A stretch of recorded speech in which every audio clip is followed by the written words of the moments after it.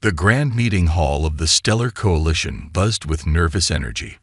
Representatives from 50 peaceful worlds sat around the crystal white table, their varied forms reflecting the gentle environments that had shaped their evolution.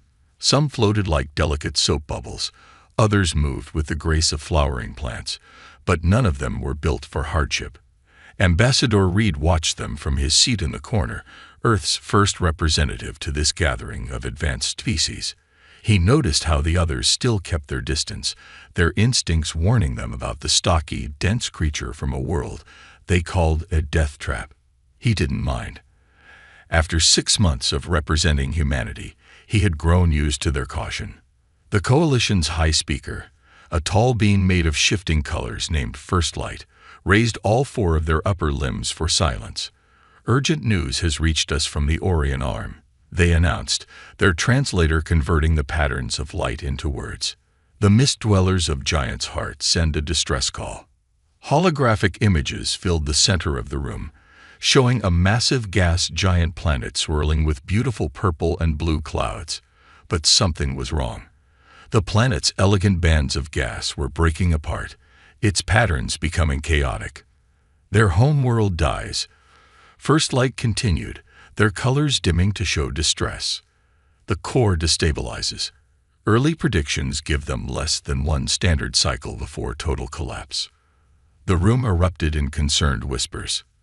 The mist dwellers were beloved across known space, crystalline beings who created art from the very storms they called home. Their loss would be a tragedy beyond measure. "We have sent our best ships," another representative spoke up, their flower petal face trembling. "But the conditions, the pressure alone crushed our strongest vessels before they could reach the habitation layer." Ambassador Reed leaned forward, studying the data scrolling beside the hologram. The numbers made him smile. These conditions, which terrified the Coalition species, were surprisingly familiar to anyone who had studied Earth's deep oceans. "What about the emergency response fleet?" asked a bubble-like being, their transparent form rippling with worry. First Light's colors darkened further. "The fleet reports that the environment exceeds their safety parameters by factors of thousands. The pressure at the required depth would destroy any known Coalition technology. The radiation from the core's instability blinds our sensors. The temperature differentials." They paused, their lights flickering with despair. "We cannot reach them." Reed cleared his throat, the sound making several nearby representatives flinch. "Speaker First Light," he said, standing up. His heavy footsteps echoed in the sudden silence as he walked to the hologram. "Earth would like to offer assistance." The room went still. Then, like a wave, nervous laughter rippled through the assembly. "With respect, Ambassador," a plant-like being said gently, "your species has only achieved spaceflight in the last century. The technology needed for this rescue is far beyond." "Actually," Reed interrupted, pointing to the hologram, "these conditions are not as extreme as you might think. The pressures at the habitation layer are only about twice what we deal with in Earth's deepest ocean trenches. The radiation levels." He gestured to another data stream. "We've developed shielding for worse while studying our sea vents.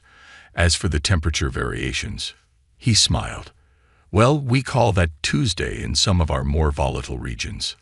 The laughter died. Every alien eye, sensor, and sensory organ focused on him with new intensity. "Impossible," someone whispered. "You live in such conditions?" First Light asked, their colors showing disbelief. "Not exactly these conditions," Reed admitted, "but similar enough that we've had to develop technologies to work in them. Earth's deep-sea exploration vessels might need some modifications, but they're already built to handle crushing pressures and extreme environments." He turned to face the assembly, standing straight despite the lighter gravity that made his bones ache. "The mist dwellers need help that your technology can't provide. But where you see impossible conditions, we see Tuesday. Where you see certain death, we see another day at work." He smiled again, but this time there was steel in it. "Let us help.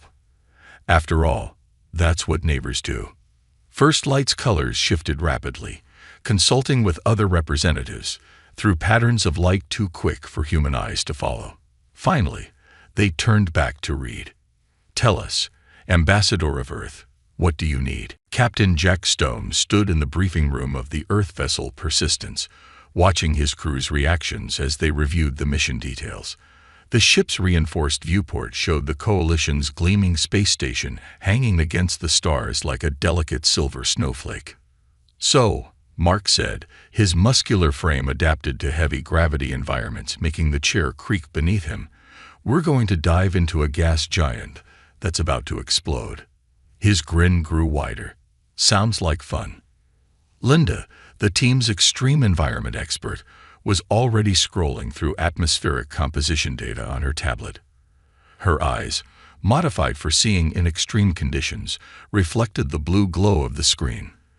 The pressure gradients are interesting, similar to the Mariana Trench, but with more complex gas dynamics. Tom, their deep space survival specialist, nodded as he studied the holographic model of Giant's heart. His weathered face showed the marks of someone who had faced death in the harshest environments and lived to joke about it. "Reminds me of that rescue operation we did in the methane storms of Titan." A soft chime announced the arrival of their Coalition observers. The door slid open, revealing 3 alien beings who moved with the careful grace of those used to much gentler worlds. The first, a floating orb of shimmering light named Pure Thought, was their primary contact. Behind them came Wave Dancer, a flowing liquid-like form in a containment field, and Gentle Breeze, who looked like a collection of gossamer threads dancing in an invisible wind. The aliens froze at the entrance, their translator units struggling to process the various warning signs posted around the human briefing room. Danger, high gravity zone, caution, extreme temperature variations normal, and warning, reinforced flooring required for safety, were just a few that made their environmental sensors flash with alarm. "Welcome aboard the Persistence," Jack said, trying to sound as non-threatening as possible. "Please, take a seat in the designated safe zone." He gestured to the specially prepared area where the gravity and environmental conditions had been adjusted to their comfort. Pure Thought's glow flickered with what the humans had learned was nervous curiosity. "Your vessel's name?" "Persistence. Is this a reference to your mission capabilities?" "More like a description of human nature," Tom chuckled. "We're not always the strongest or the fastest, but we just don't quit." Linda pulled up the latest scans of Giant's heart on the main screen. "We've modified our deep-sea diving suits for gas giant conditions. The basic principles are similar. We're just dealing with different types of pressure and atmospheric composition." The aliens watched in fascination as Mark demonstrated the reinforced exosuit, designed to withstand pressures that would turn their own bodies to vapor. "The outer layer is based on the same material we used for volcanic exploration back home," he explained, his voice proud. "Inner layers got a cooling system that could keep you comfortable in the heart of a blast furnace." "Your species," Wave Dancer's liquid form rippled with emotion. "You routinely work in such conditions." "Someone has to maintain the geothermal plants in active volcanoes," Linda shrugged. "And the deep-sea mining operations, and the Arctic research stations. Earth's a pretty demanding planet." Jack brought up the mission timeline. "We'll begin our descent in 6 hours. The Persistence's hull is rated for pressures 3 times what we expect to encounter, and our shields can handle the radiation spikes." He looked at their alien observers with a gentle smile. "We understand this seems impossible to you, but for us, this is the kind of challenge we've been preparing for since we first crawled out of the oceans." "But the risk." Gentle Breeze's threads wove patterns of concern. "If you fail, then we fail trying to save lives," Jack said firmly. "That's what humans do. We see someone in trouble, we help. Doesn't matter if they're from Earth or the other side of the galaxy." The aliens' translators were silent for a long moment as they processed this. Finally, Pure Thought spoke, their glow brightening with understanding. "We had heard that humans were dangerous. Now we begin to see that this danger is not just in your ability to survive, but in your willingness to risk that survival for others." "Exactly," Tom grinned, checking the seals on his suit one more time. Now it was ready to go save some mist dwellers. As the crew began their final preparations, their alien observers watched with a new appreciation. Perhaps they realized the very traits that made humans Deathworlders were exactly what the galaxy needed right now, not despite their dangerous nature, but because of it. The Persistence hung at the edge of Giant's Heart's uppermost atmosphere, its reinforced hull gleaming against the swirling purple and blue clouds below. In the ship's observation deck, the Coalition observers watched with a mixture of fear and wonder as the human crew made their final checks. Beginning descent in 3, 2, 1, Jack announced from the captain's chair. The ship's engines hummed to life, pushing them gently into the gas giant's outer layers. "Linda, how are the readings?" Linda's fingers danced across her console, environmental data streaming across multiple screens. "First layer composition matches our predictions. Pressure at 50 Earth atmospheres and rising." She smiled. "About what you'd find in our deeper ocean trenches." The alien observers' translation units crackled with static as they tried to process these casual references to conditions that would kill most species instantly. Pure Thought's glow dimmed with anxiety as the pressure readings continued to climb. 100 atmospheres, Linda called out, entering the ammonia-clouded layer. The ship shuddered as violent winds buffeted its hull. Outside, the peaceful purples gave way to angry swirls of red and orange. Mark adjusted the gravity compensators, his heavy world muscles tensing as he fought to keep them stable. "Reminds me of the dust storms back home in Australia," Tom commented from his station, monitoring the hull integrity.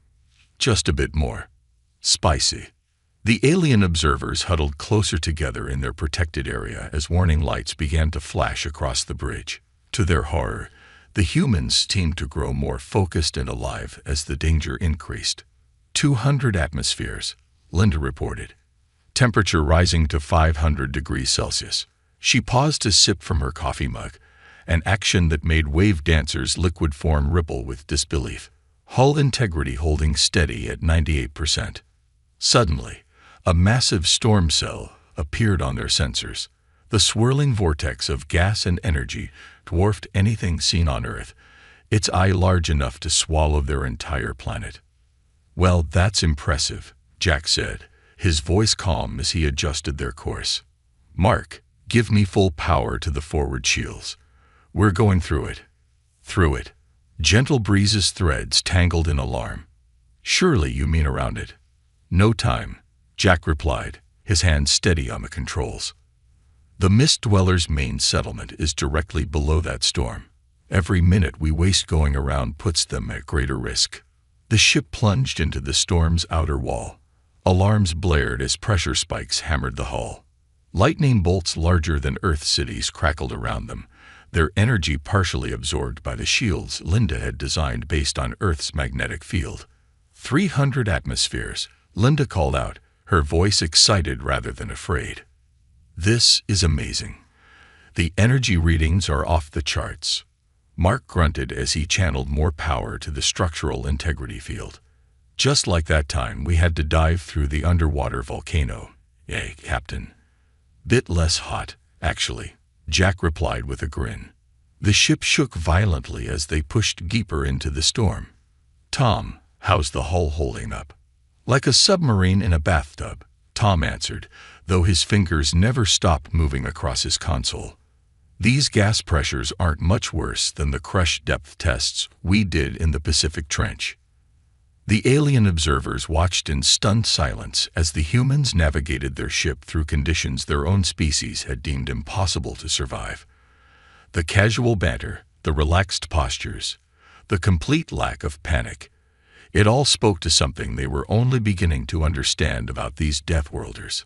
Finally, after what seemed like hours but was only minutes, they broke through the storm's eye wall. Before them, barely visible through the swirling gases, crystalline structures sparkled in the distance, the first signs of the Mist Dwellers' civilization. "Target reached," Jack announced, his voice carrying a note of satisfaction. "Pressure holding steady at 400 atmospheres, temperature at 800 degrees Celsius. He turned to face their alien observers, who were still trying to process what they had just witnessed. Ladies and gentlemen, welcome to the neighborhood. Now the real work begins. Pure Thought's glow brightened with a new understanding. You truly are remarkable creatures. Nah, Tom said with a shrug, already preparing the rescue equipment. We just come from a world that never took it easy on us. Makes everything else seem like a walk in the park.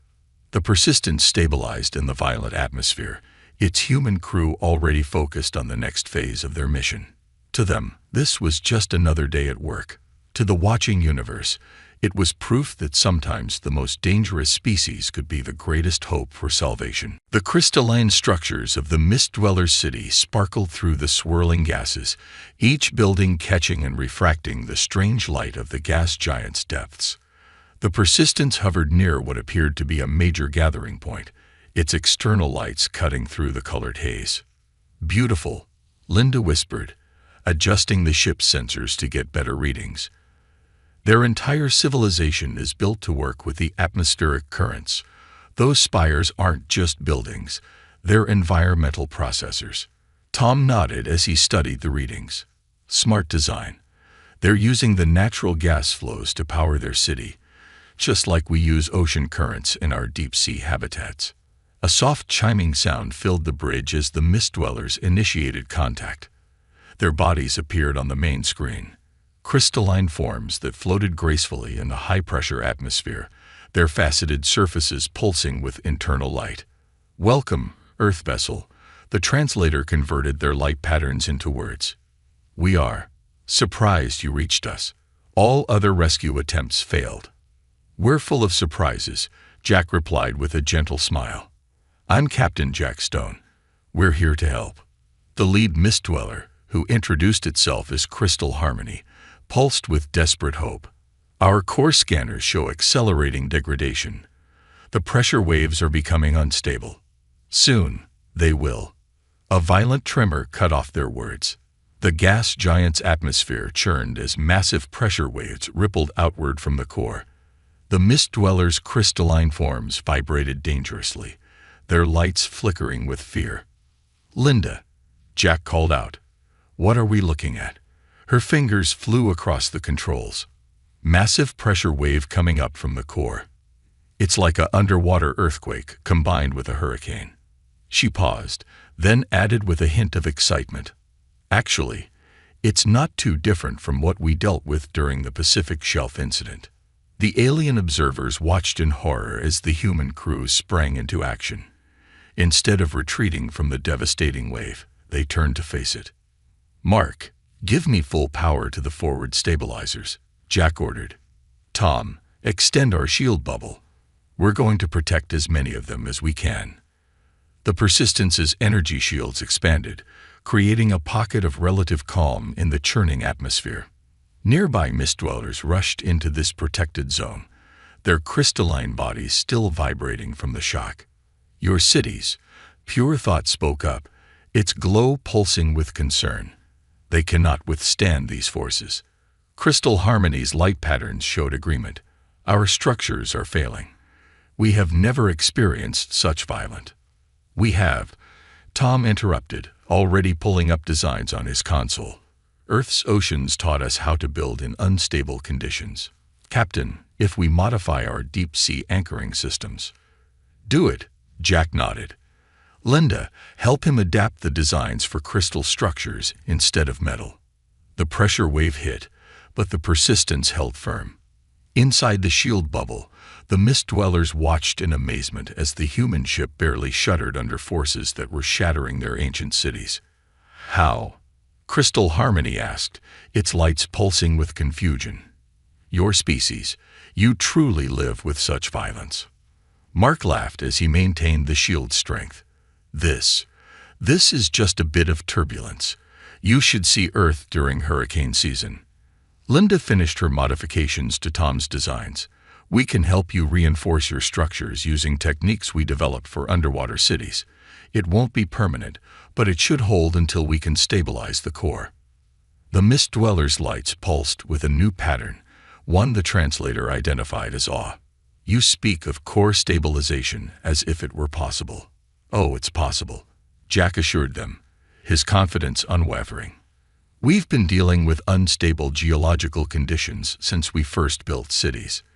This is just a slightly bigger scale. Another tremor shook the region, stronger than the last.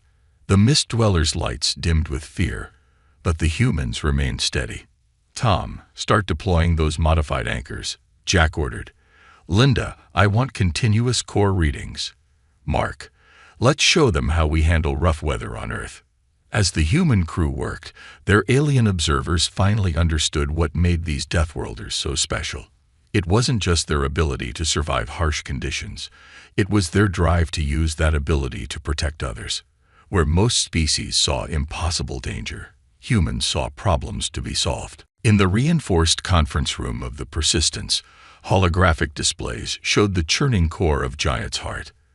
The Mist Dwellers' crystalline forms hovered anxiously as Linda explained her findings, their faceted surfaces reflecting the red warning indicators that filled the screens. The problem isn't just the core instability, Linda said, manipulating the hologram with practiced ease. It's the cascade effect. Each pressure wave causes more damage, which leads to bigger waves. It's like a runaway reaction. Similar to what happened at Earth's Yellowstone caldera last decade. Tom added, bringing up comparison data. Remember how we stopped that supervolcano from blowing? Jack nodded, his eyes studying the swirling patterns of energy. But this is thousands of times bigger. We'd need to. He paused, a familiar glint appearing in his eyes. Linda, show me the core's pressure points again. The hologram shifted, revealing networks of energy flows throughout the gas giant. The Mist Dwellers' lights pulsed with confusion as the humans began talking faster, building on each other's ideas. See these convergence points. Linda highlighted several spots where energy streams met. They're just like the pressure valves we use in deep earth drilling. Mark leaned forward, his heavy worlder muscles tensing with excitement. If we could place stabilizers at these points, like we did in the Pacific Fault Line project, Tom finished, but we'd need something that could handle the pressure at the core. Crystal Harmony's lights flickered uncertainly. No material can survive those conditions. The pressure would crush anything you tried to place there. The human crew exchanged knowing looks. Pure Thought's glow brightened with curiosity at their reaction. Actually, Linda said, pulling up new schematics, we've been working with something that might do the job. We call it pressure-reactive metamaterial. It was developed for mining operations near Earth's core. The hologram changed to show a strange, honeycomb-like structure. The material doesn't try to resist the pressure, Linda explained. Instead, it uses the pressure itself to become stronger. The worse conditions get, the more stable it becomes. Impossible, one of the Mist Dwellers whispered, their translator struggling with the concept. That's our favorite kind of problem. Jack smiled. Tom, how many stabilizers would we need? Tom ran quick calculations. 7 major points deployed in a network. We'd need to modify them for gas giant conditions, but the basic principle should work. The deployment. Wave Dancer spoke up, their liquid form rippling with concern. How could anyone survive long enough to place them? Mark stood up, his massive frame casting shadows in the holographic light. That's where I come in. My body's adapted to heavy gravity environments. With the right suit, I can handle the pressure long enough to set the stabilizers. The aliens watched in stunned silence as the humans quickly developed their plan. Linda and Tom worked on modifying the stabilizer designs, while Mark and Jack plotted deployment routes through the most dangerous regions of the planet's interior. We'll need to work fast, Linda warned, showing a timeline of the core's deterioration. Once we start, we'll have about 2 hours before the reaction becomes irreversible. 2 hours to save a planet. Jack grinned. We've worked with worse deadlines. Crystal Harmony's lights pulsed rapidly as they processed the human's confidence. Your species, you truly believe you can do this? We don't just believe, Jack replied, his voice firm.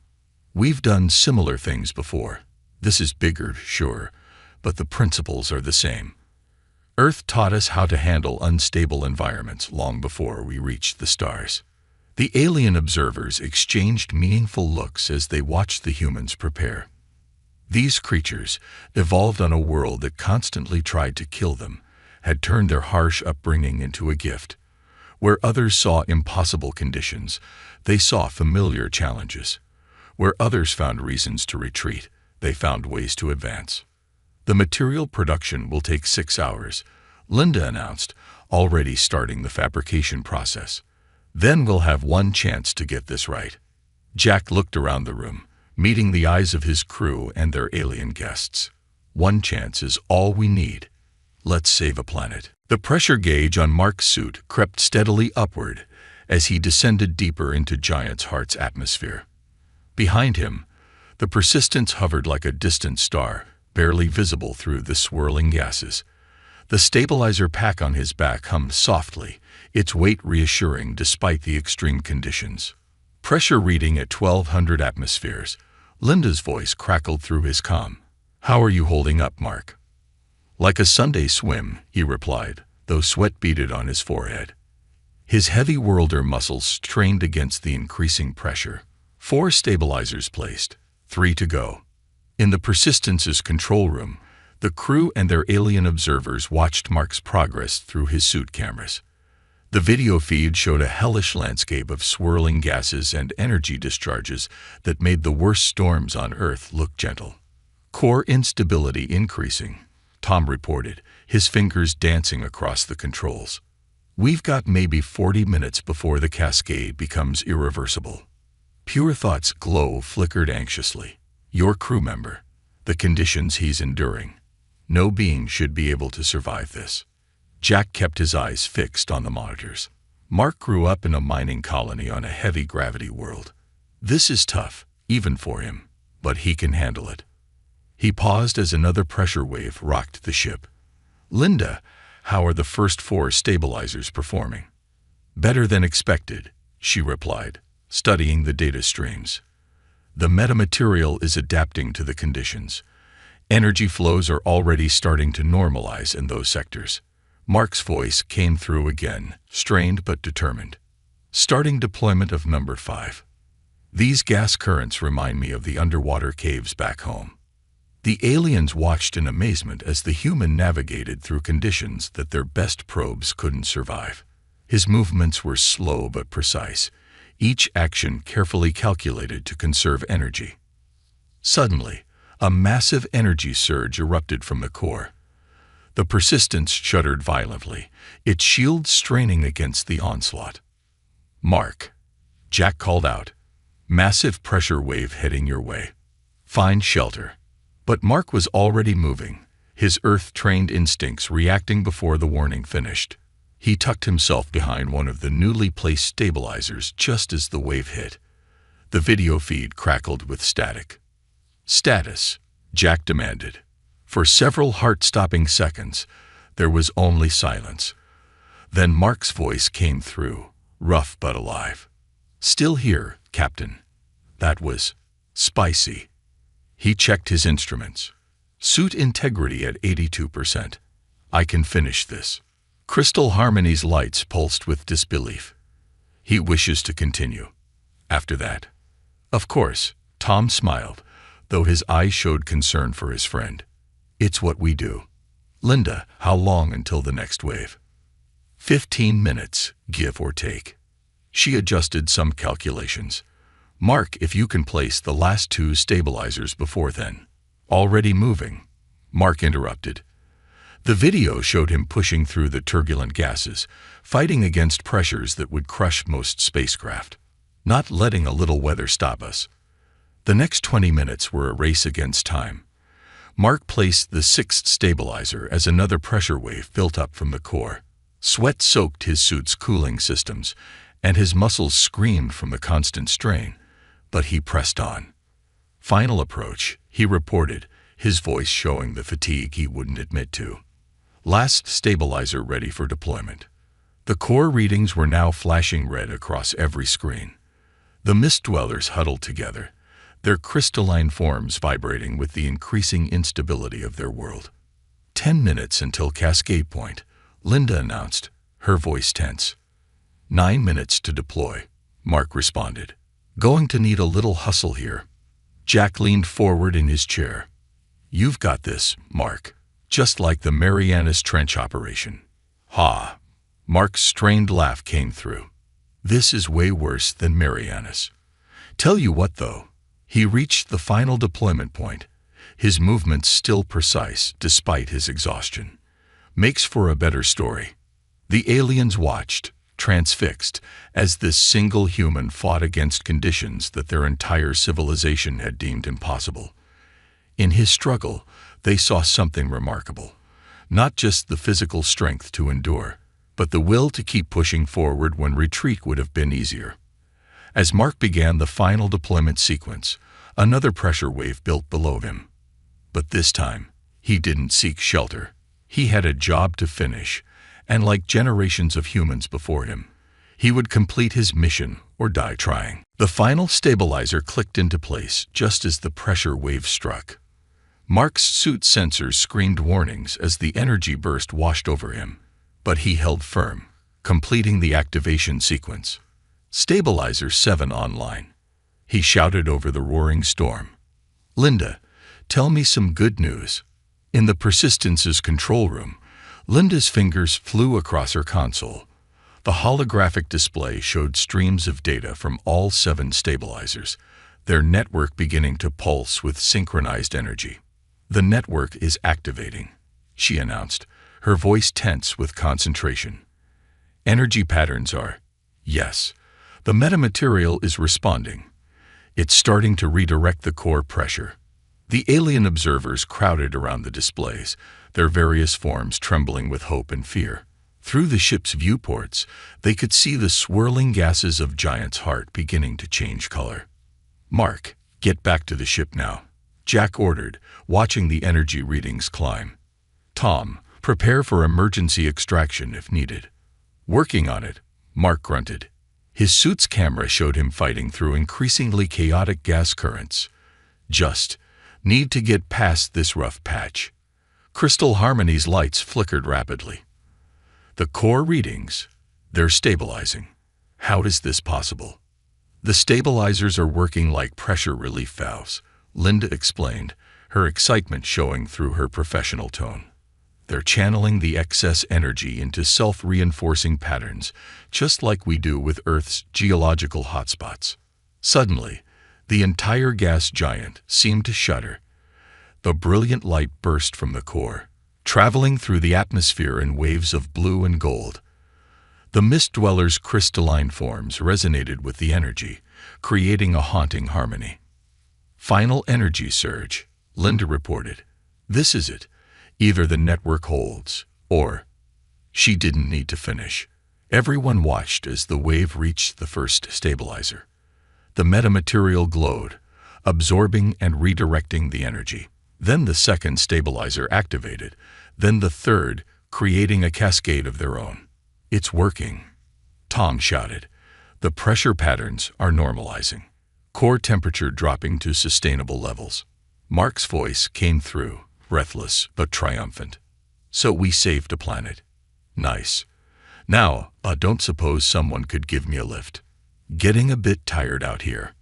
Already on our way, Jack smiled, guiding the Persistence toward Mark's position. Linda, final status. She looked up from her readings, her face glowing with satisfaction. The network is fully operational. The stabilizers are actually getting stronger as they absorb more energy. According to these readings, they should last for thousands of years. The control room erupted in cheers, human voices mixing with alien sounds of joy. Hurethought's glow had become almost blindingly bright. Your species, they said, their translator struggling to convey their awe. You did not just save the Mist Dwellers. You have given them a future. Their world is now more stable than it has ever been. Wave Dancer's liquid form rippled with agreement. All because you saw opportunity where we saw only disaster. Tom helped Mark through the airlock, supporting his friend's exhausted frame. Despite his fatigue, Mark managed to grin. "That's the thing about coming from a death world," he said. "You learn that problems are just solutions you haven't figured out yet." Crystal Harmony approached the human crew, their crystalline form shimmering with complex patterns of light. The Coalition called Earth a death world, believing it made your species dangerous. "We understand now. It made you strong, not just in body, but in spirit." Jack looked out at the now peaceful swirls of Giant's heart. Its colors returned to their original beauty.